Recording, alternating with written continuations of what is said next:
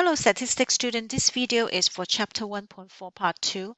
We continue with looking at experiment and also discuss if the experiment is uh,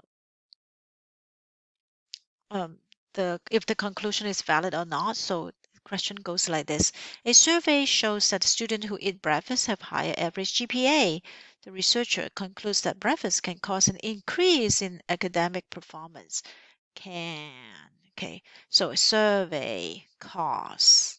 So if it's a survey, it is not an experiment. You do not assign students to take breakfast or not take breakfast. It's an observational study.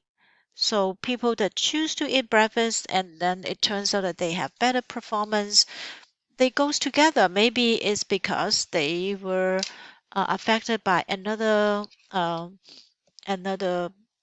called a lurking variable that affect them.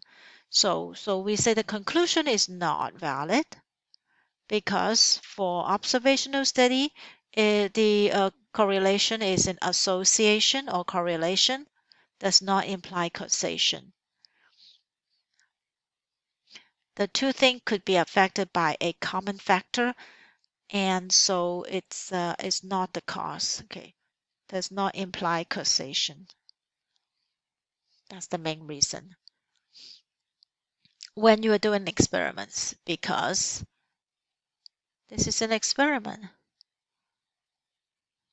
Oh, this is an observational study, not an experiment. That's what I want to say. Okay, B. What could be a lurking variable that affect eating breakfast and academic performance? So what happened is they were saying what is one thing that can um, affect both of these? So because of the presence of that particular factor, we call it a lurking variable, so that it's so you can see that breakfast and academic performance go at the same time. What do you think?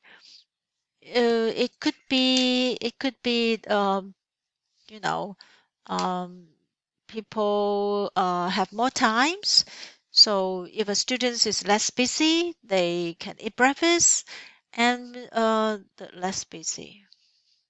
So less busy would affect. So this cause students to have time to eat breakfast, right? Because they sleep better, they have enough sleep, so they time to eat breakfast. And students have more time also impact their higher GPA, the academic performance. So it seems like that time, so breakfast would affect GPA, but actually it is because of the time itself, less busy. Okay.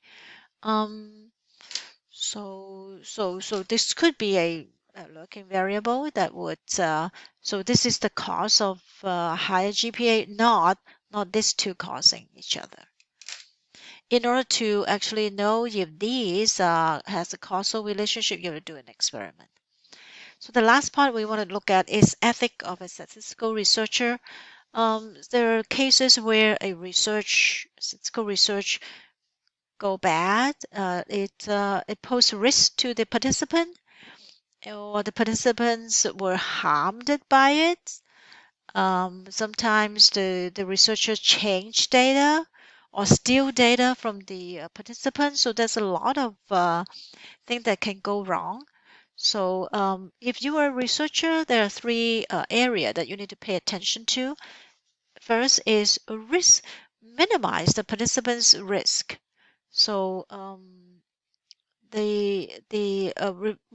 so of course when the participant participate in the study, they must think that it may benefit them, but you do not want them to run into a risky situation where a particular drug is very dangerous and it could harm their health. They should be minimized. And if later on you see that actually it has bad impact to their health, then the study should be stopped. Okay. The second thing is participants must give informed consents. So the participants should not just say that, oh, agree to participate in this study, they should uh, they should be explained clearly as to what they are studying, and the subject should consent in writing, and researchers to keep the documentation of the consent. Um, and they should be also be informed of the risks or anything that they should know about the impact of the study. The third thing is the data collected from the individual should be guarded carefully to protect their privacy. Okay, so these three are the main area that statistical researcher to pay attention to. So that is all for 1.4.